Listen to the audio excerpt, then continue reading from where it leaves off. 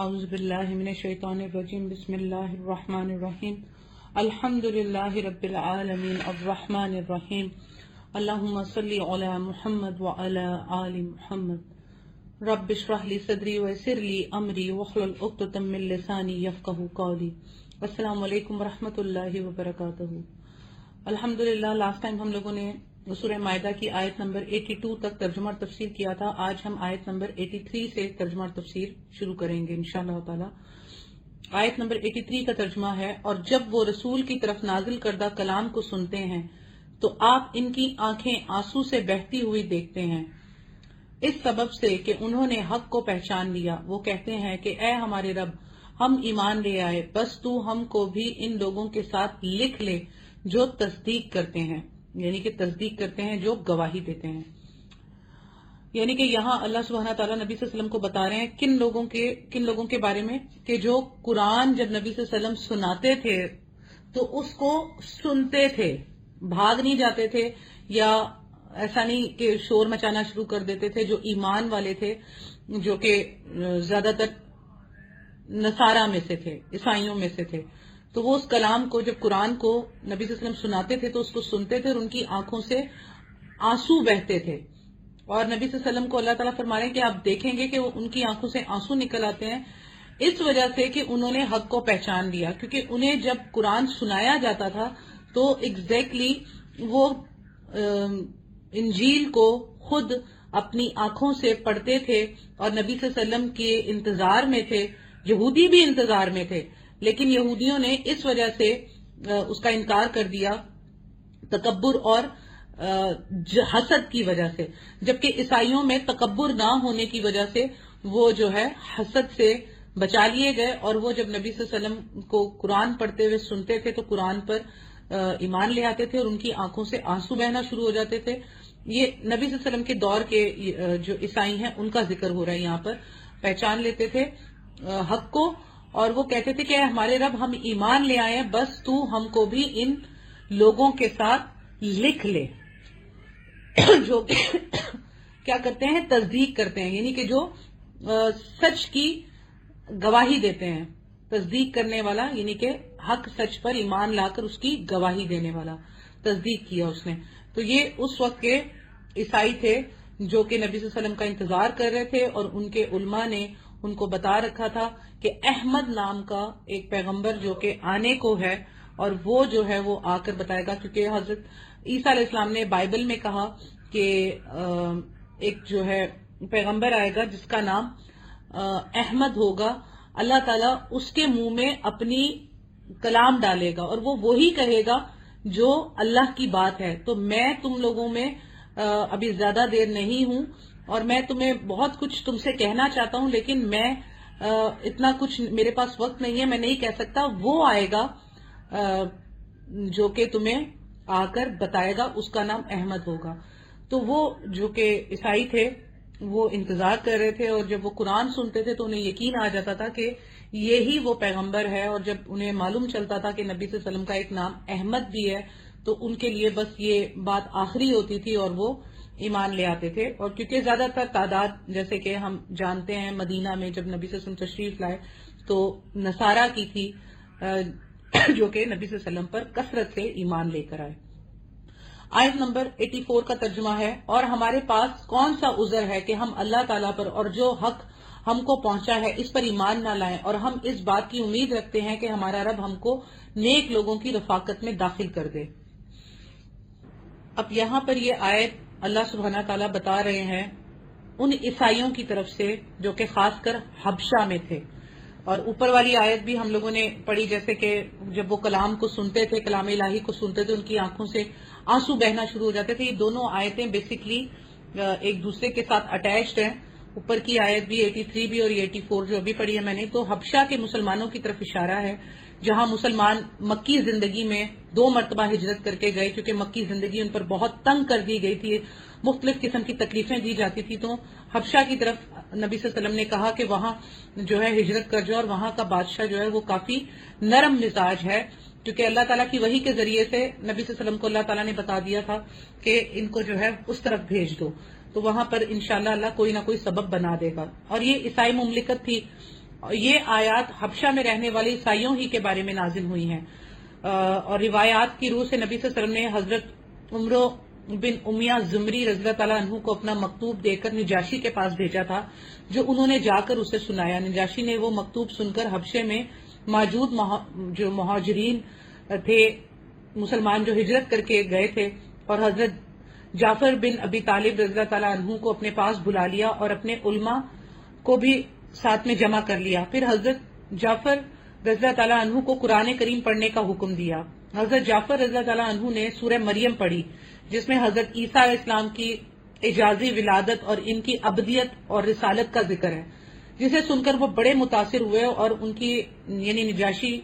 کی اور علماء کی آنکھوں سے آنسو روا ہو گئے اور وہ ایمان لے آئے۔ اور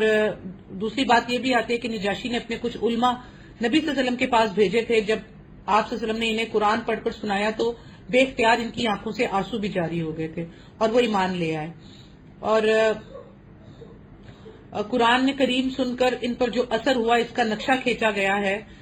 اور ان کے ایمان لانے کا تذکرہ ہے۔ قرآن کریم میں بعض اور مقامات پر اس قسم کے عیسائیوں کا ذکر کیا گیا ہے،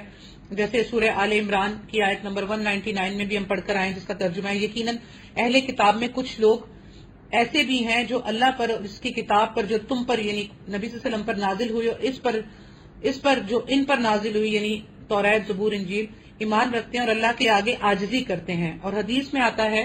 کہ جب نجاشی کی موت کی خبر نبی صلی اللہ علیہ وسلم کو پہنچی تو آپ صلی اللہ علیہ وسلم نے صحابہ کرام سے فرمایا کہ حبشے میں تمہارے بھائی کا انتقال ہو گیا ہے، اس کی نماز جنازہ پڑھو یعنی غائبانہ۔ چنانچہ ایک صحرا میں آپ صلی اللہ علیہ وسلم نے اس کی نماز جنازہ غائبانہ ادا فرمائی، حبشہ کے بادشاہ نجاشی کی۔ یہ صحیح بخاری کی حدیث ہے، اور صحیح مسلم میں بھی آتا ہے ایک اور حدیث میں کہ ایسے اہل کتاب کی بابت جو نبی صلی اللہ علیہ وسلم کی نبوت پر ایمان لائے، آپ صلی اللہ علیہ وسلم نے فرمایا کہ انہیں دگنا اجر ملے گا، ایک تو اپنے رسول پر ایمان لانے کا کیونکہ انہوں نے جو ہے وہ میرا زمانہ بھی پا لیا، اور مجھ پر ایمان لانے کا۔ آیت نمبر 85 کا ترجمہ ہے آیت نمبر 85 کا ترجمہ ہے، اس لیے ان کو اللہ تعالیٰ ان کے اس قول کی وجہ سے ایسے باغ دے گا جن کے نیچے نہریں جاری ہوں گی، یہ ان میں ہمیشہ ہمیشہ رہیں گے، اور نیک لوگوں کا یہی بدلہ ہے۔ اللہ تعالیٰ نے کیا فرمایا کہ جن لوگوں نے یہ ایمان کو قبول کر لیا اور وہ حق پر قائم تھے اور کتاب کو پڑھتے تھے، یہ نہیں کہ علماء کے حوالے کر دیا تھا کیونکہ ان کے دل میں کچھ ہی نہیں تھی نا۔ جو لوگ اپنے آپ کو چھڑانے کا اور شارٹ کٹ کا راستہ دیکھتے ہیں، پکڑتے ہیں کہ ٹھیک ہے جنت مل رہے، ایسے ہی مل جائے کہ ہم کسی نہ کسی کو پیچھے پکڑ لیں اور اس کے پیچھے چلتے رہیں، خود کوئی محنت نہ کریں، خود اس سمندر میں نہ اتریں، بلکہ بس جو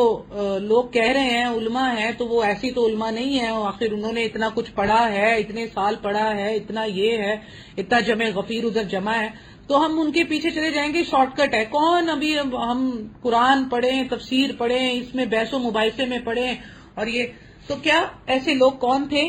جو خود محنت کرتے تھے، خود کتاب کو پڑھتے تھے، تبھی وہ نبی صلی اللہ علیہ وسلم پر ایمان لائے۔ اگر وہ اپنے علماء کے پیچھے ہوتے تو ان کے علماء ان کو بہکا دیتے، تو وہ خود جو ہے محنت کرتے تھے، تو اللہ تعالیٰ نے بھی ان کے لیے جنت کی بشارت دی۔ اللہ تعالیٰ نے کہا کہ یہی ان کا بدلہ ہے۔ آیت نمبر 86 کا ترجمہ، جن لوگوں نے کفر کیا اور ہماری آیات کو جھٹلاتے رہے وہ لوگ دوزخ والے ہیں، یعنی خاص طور پہ یہودیوں کی طرف اشارہ ہے اور ان عیسائیوں کی طرف بھی جنہوں نے اللہ کو تین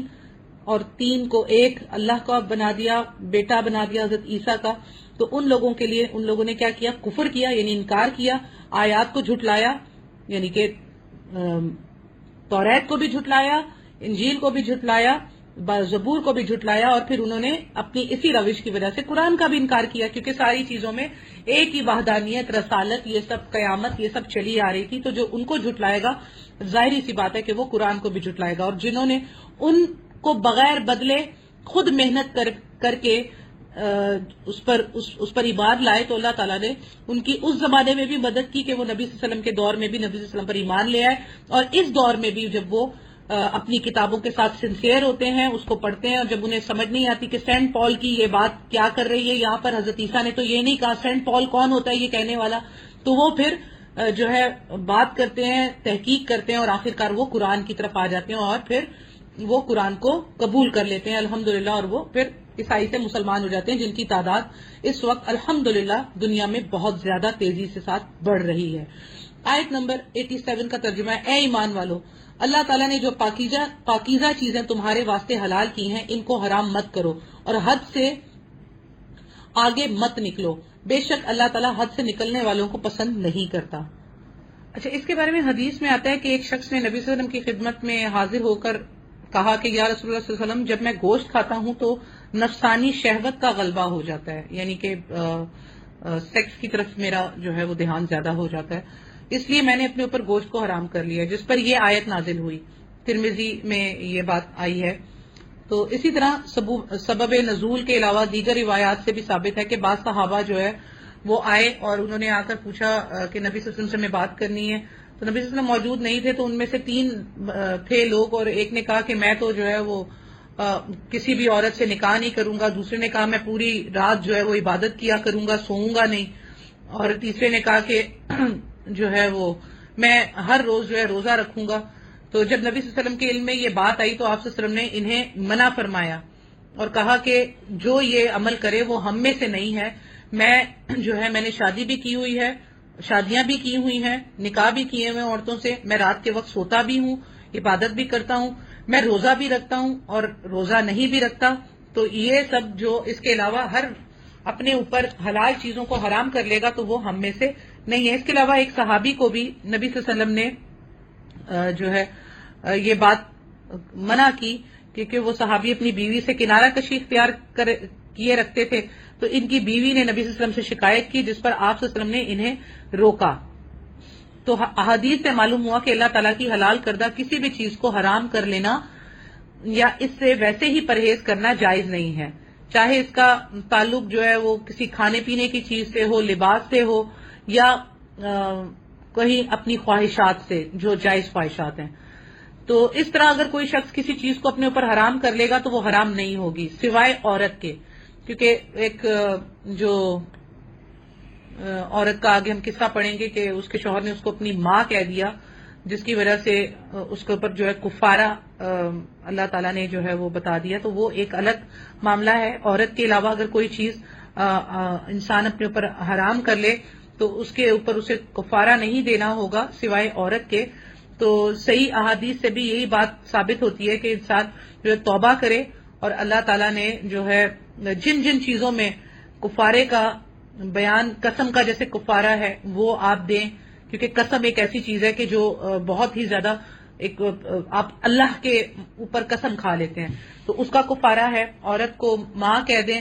اس پر کفارہ ہے۔ اس کے علاوہ اگر کسی چیز کو حلال چیز کو پر حرام کر لی ہے تو وہ اس زمرے میں نہیں آئیں گی کہ اس سے توبہ کرنے سے ہی انسان کو انشاءاللہ تعالی اللہ معاف فرما دے گا، بے شک کہ وہ صحیح طریقے سے اللہ کی بارگاہ میں توبہ کرے اور آئندہ اسے نہ کرنے کی جو ہے وہ کوشش کرے اور وعدہ کرے اللہ تعالیٰ سے، تو اللہ تعالیٰ بے شک بخشنے والا ہے۔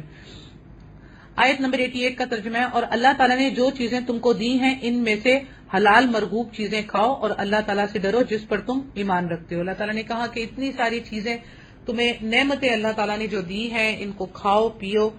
اور اللہ تعالیٰ سے ڈرو، یعنی کہ اللہ تعالیٰ سے اس چیز سے ڈرو کہ وہ تم سے نعمتیں نہ لے لے۔ تو اس کے معاملے میں کیا ہے، اللہ تعالیٰ کا شکر ادا کرو کہ جتنا اللہ آپ کو دے اتنا شکر ادا کرو گے تو اللہ اور عطا کرتا ہے، تو اس اللہ سے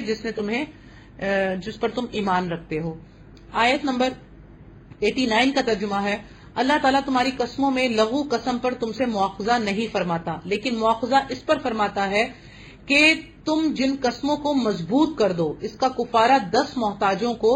کھانا دینا ہے اوسط درجے کا جو اپنے گھر والوں کو کھلاتے ہو، یا ان کو کپڑا دینا، یا ایک غلام یا لونڈی آزاد کرنا ہے، اور جس کو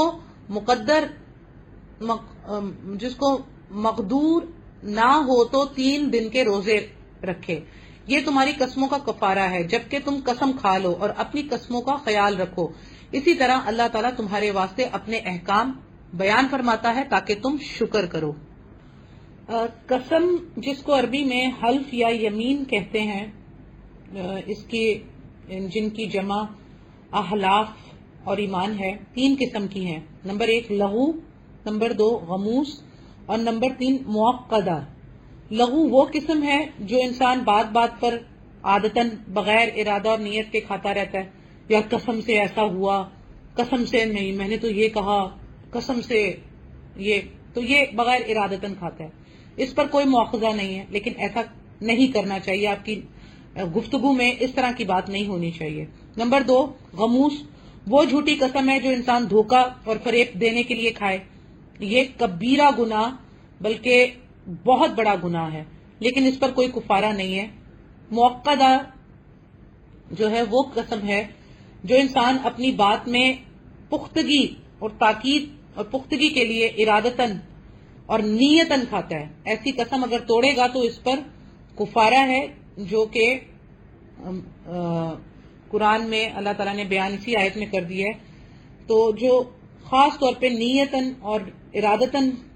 قسم کھائے گا تو اس پر کفارہ ہے۔ اس کے کھانے کی مقدار میں جو ہے وہ بہت سی روایات ہیں اور اختلاف بھی ہے، البتہ امام شافعی نے اس حدیث سے استدلال کرتے ہوئے، جس ایک حدیث میں ہے کہ ایک شخص نے رمضان کے روزے کی حالت میں اپنی بیوی سے ہم بستری کر لی، تو آ کر نبی صلی اللہ علیہ وسلم سے کہا تو آپ صلی اللہ علیہ وسلم نے اس کا کفارہ جو ہے وہ ایک مد میں تقریباً 10 چھٹانک، ایک مد جو ہوتی ہے ایسے جو آپ ہاتھ میں پوری بھر لیں تو وہ 10 چھٹانک فی مسکین خوراک قرار دی ہے۔ تو نبی صلی اللہ علیہ وسلم نے اس شخص کو کفارہ جمع ادا کرنے کے لیے 15 ساغ کھجوریں دی تھیں، کیونکہ وہ اتنا زیادہ غریب تھا کہ اس کے پاس کھجوریں بھی نہیں تھیں، کچھ بھی نہیں تھا۔ تو نبی صلی اللہ علیہ وسلم نے اس کو کہا ٹھیک ہے یہ کھجوریں لے جاؤں، یعنی کہ بھر کے 15 ہاتھ بھر کے کھجوریں دی، جنہیں اسے کہا کہ 60 مسکینوں میں تقسیم کر دو۔ تو ایک مد میں، ایک سا میں جو ہوتی ہیں 4 مد ہوتے ہیں، یعنی کہ بھر کے 4 ہاتھ بھر کے کھجوریں آتی ہیں۔ تو اس اعتبار سے اگر کھانے سالن ہو تو جو ہے اپنے جیسے گھر والوں کو کھلاتے ہو، جو کھانا خود کھاتے ہو، تو 60 مسکینوں کو ایسا کھانا کھلا دیا جائے تو وہ بھی ہے، وہ بھی آپ دے سکتے ہیں۔ اور اگر کپڑے ہوں، کپڑے دے سکتے ہیں، لباس پہنا سکتے ہیں کسی کو جس میں کہ نماز پڑھ لے، عورت کے لیے کیونکہ اوڑھنی بھی خاص طور پر اوپر ہے، تو اگر عورت کو دیں گے تو وہ اوڑھنی کے ساتھ دیں گے، مرد کو دیں گے تو شلوار قمیض دیں گے آپ، تو اس طرح سے وہ بھی دے سکتے ہیں جس میں جو ہے انسان نماز پڑھ سکے۔ تو بعض علماء خوراک اور لباس دونوں کے لیے جو ہے وہ دیتے ہیں، اور دونوں ہی باتیں صحیح ہیں، اور اگر یہ نہ کر سکیں تو ایک غلام یا لونڈی کو آزاد کریں، اور اب تو ایسا معاملہ نہیں ہے تو آپ کسی کا قرض بھی اتار سکتے ہیں، تو یہ بھی گردن چھڑانے کے زمرے میں ہی آتا ہے۔ اگر آپ کسی کا قرض ہے وہ آپ چھڑا دیں گے تو اس کا بھی اجر آپ کو انشاءاللہ تعالی ایک غلام یا لونڈی آزاد کرنے کے برابر ہی ملے گا انشاءاللہ تعالی۔ تو اس معاملے میں جو ہے اللہ تعالیٰ نے سارا بتا دیا کہ اگر یہ بھی نہ کر سکیں تو پھر جو ہے 3 دن کے روزے ہیں، تو تمہاری قسموں کا یہ کفارہ ہے، جبکہ تم قسم کھا لو اور اپنی قسموں کا خیال رکھو۔ تو اللہ تعالیٰ نے کہا کہ یہ بھی نہ کر سکے تو پھر 3 دن کے جو ہیں وہ روزے رکھنے ہیں لگاتار، ٹھیک ہے۔ اگر ہاں کسی وجہ سے بیمار ہو جائے انسان یا کوئی مسئلہ ہو جائے، جیسے 2 روزے رکھے اور تیسرا رکھنا ہے، اور آپ بیمار ہو گئے یا کوئی زیادہ مسئلہ آ گیا تو کوئی مسئلہ نہیں ہے، پھر آپ ایک روزہ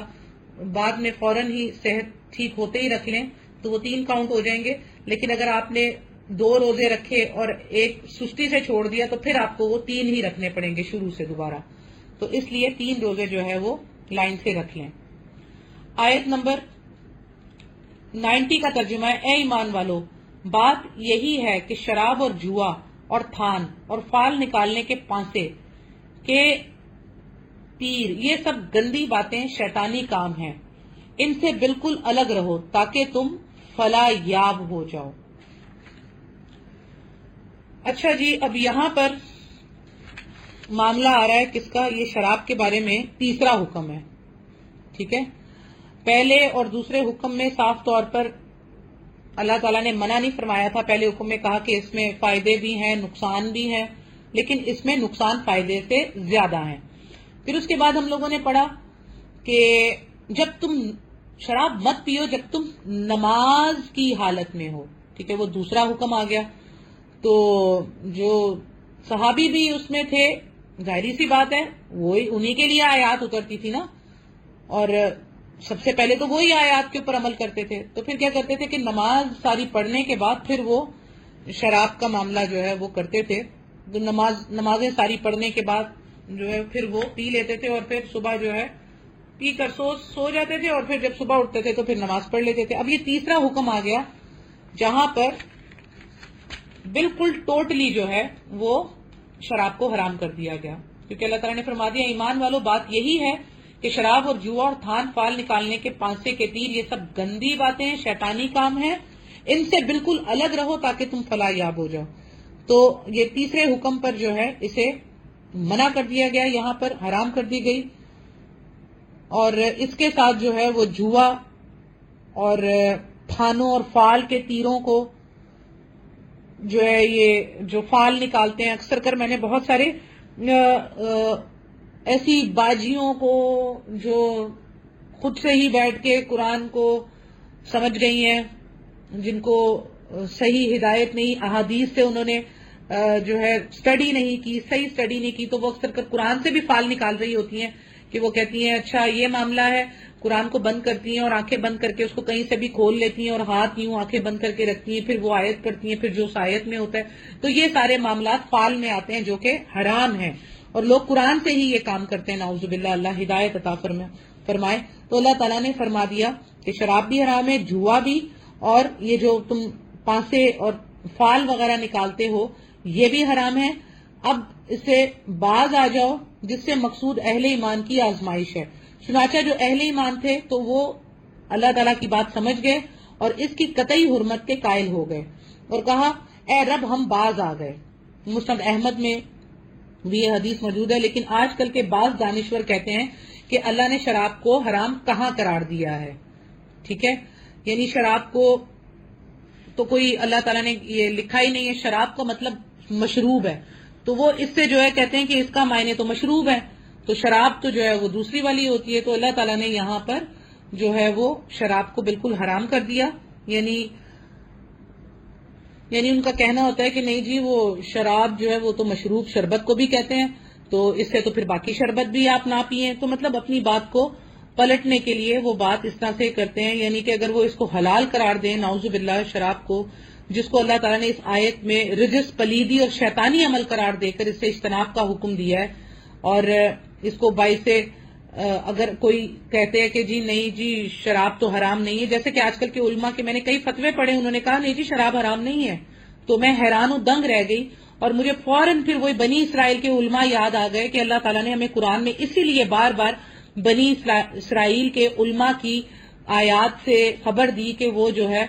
حلال کو حرام اور حرام کو حلال بنا دیتے تھے اور لوگوں کو یہی سکھاتے تھے، اور لوگ بھی جو ہے شارٹ کٹ مارنے کے لیے ان کے پیچھے چلتے تھے، کیونکہ ان کی نیت خود بھی گندی ہوتی تھی کہ وہ اپنے برے کاموں پر اڑے رہیں. تو اللہ تعالیٰ نے یہاں پر اس کو،